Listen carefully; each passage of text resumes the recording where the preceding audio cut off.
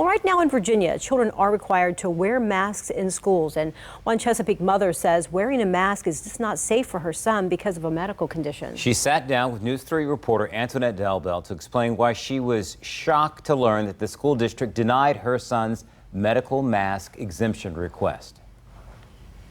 You telling me to go? All right, let's go. Samantha Lindstrom knows her 7-year-old son, Drew, thrives inside the classroom, learning the basics like how to communicate. All done. Drew goes to elementary school in Chesapeake. His parents emotionally drained over the school district's recent decision denying Drew's medical mask exemption. Nobody knows the struggles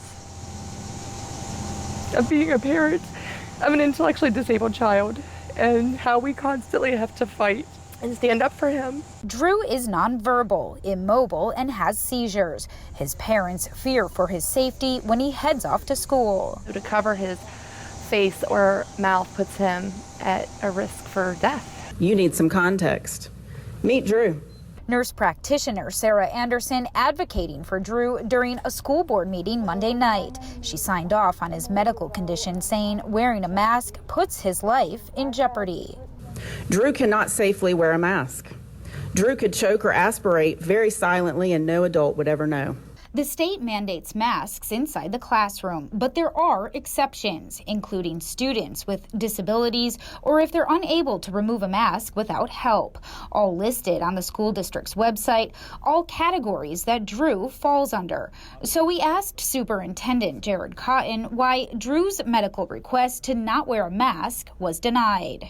I can't explain because I'm not going to talk about an individual case. Many of the people who were denied were because they did not provide the necessary information for us to make that determination. The school administration saying they're required to ask families to consider accommodations like wearing a face shield or double-layer gaiter.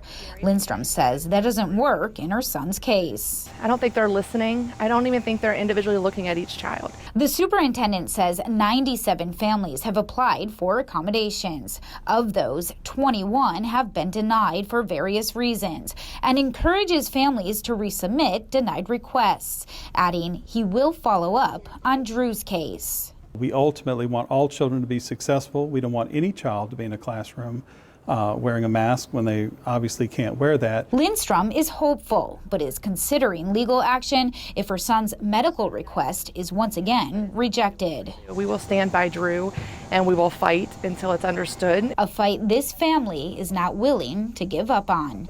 In Chesapeake, Antoinette Delbel, News 3.